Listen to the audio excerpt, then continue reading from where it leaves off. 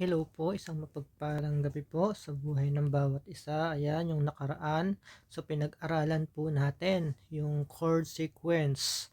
At ngayon, paano naman natin siya i-apply or ilalapat sa mga instrument? Ayan. So, eto, meron tayong picture ng piano. Una, piano muna. So, sa susunod is gitara naman. So, sa piano, ayan. So, kung makikita natin, merong magkasunod na dalawang itim at may magkasunod na tatlong itim. So, magkakaparehas lang naman po siya. Alternate naman po siya. Kapag tinignan mo sa keyboard, alternate po yung dalawang itim, tatlong itim, dalawang itim, ganun ganyan. So, kaya parang mukha lang marami pero halos magkakaparehas lang po siya, no? Ayan, paano natin 'tong ia-apply or ilalapat sa instrument 'tong chord sequence na ito? Ayan, so ito may picture ng ano, is una, kung titignan natin sa dalawang magkasunod na itim, ang unahan po niya ay si C, at eto naman, so yung mga itim, C sharp or si D flat. Tapos D and si D sharp or si E flat. And si si E, I mean, burahin natin. Si E and then si F. Then ito naman ay si F sharp. And then or G flat.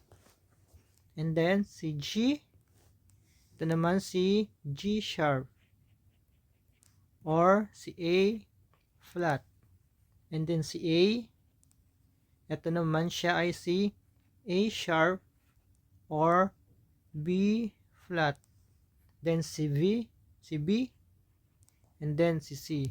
Ayan, ganyan lang po kadali ilapat sa instrument yung chord sequence. At nawa po naintindihan sa mga gustong matuto ng piano. Ayan, sa gitara naman po tayo. So, paano po natin maia-apply itong chord sequence na ating pinag-aaralan sa gitara? Ayan, makikita natin, meron po tayong picture dito na kung saan at sa ito po yung picture ng guitar fretboard. Ano po? So, kung makikita po natin, pag sinabing mga fret, ito po yan yung mga ano, ito po yung mga anong yan, yung mga square na yan. So, yan po yung mga tinatawag na mga fret. Ano po? So, and then, paano po natin maia-apply sa gitara itong ating chord sequence? So, kung titignan natin dito sa bandang anuhan, sa bandang baba ng kaliwa, meron po tayong tinatawag na chords string or open string. So, kasi po ang gitara, kahit hindi mo po siya tipain or diinan, meron na po siyang chords kaagad, yung open string na tinatawag.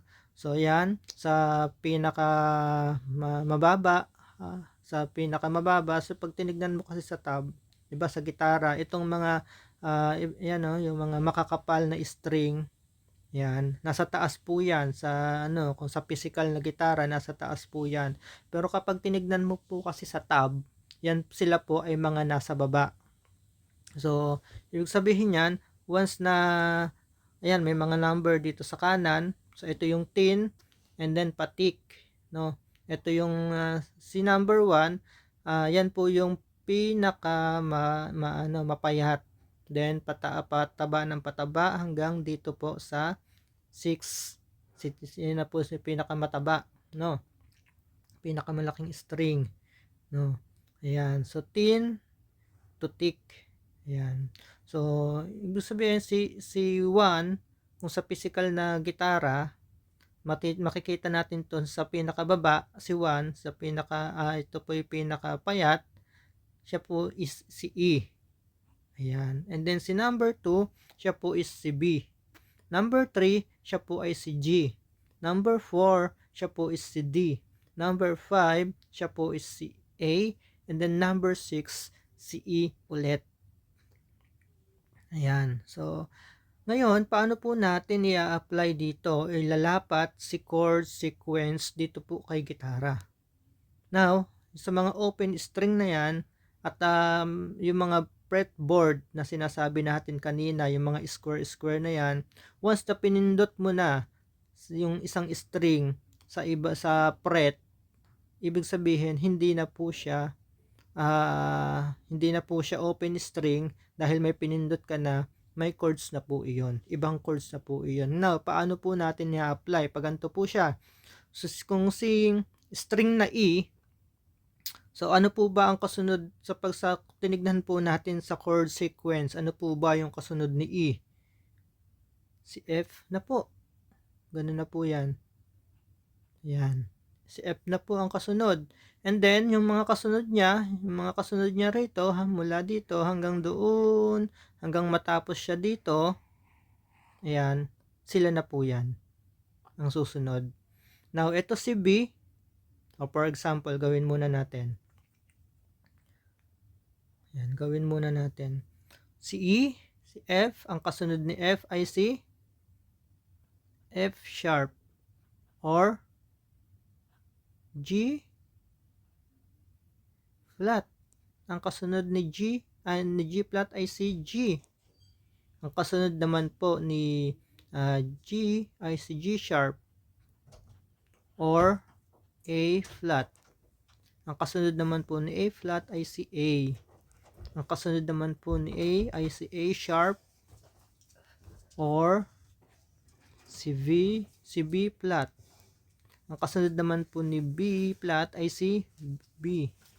At ang kasunod naman po ni C ay ang ni B ay si C.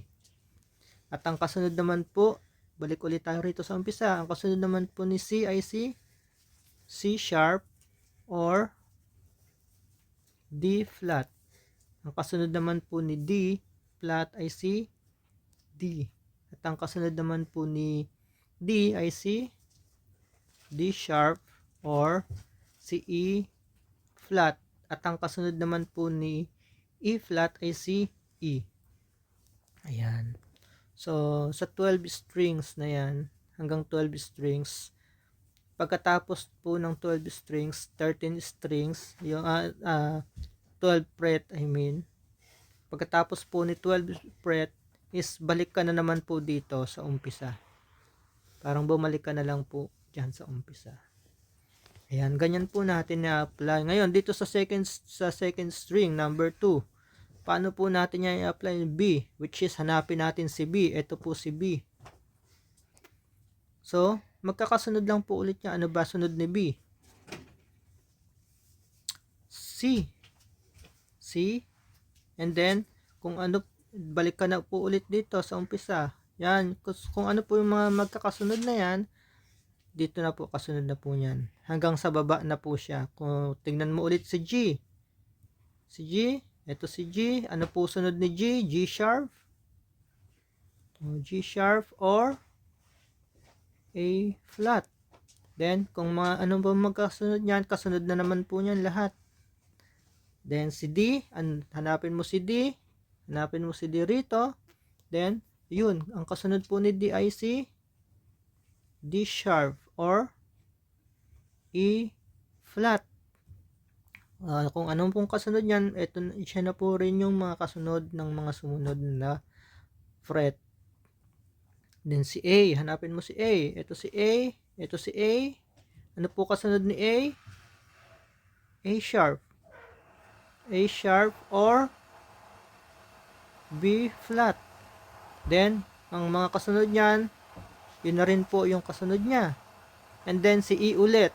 So, parang magkaparehas lang sila ni baba at si taas. Kaya, yun na rin po yung paliwanag dyan. Yun na rin po yung magkasunod. At nawa po, naunawaan. At kung hindi po naunawaan, pwede pong mag-message. God bless po.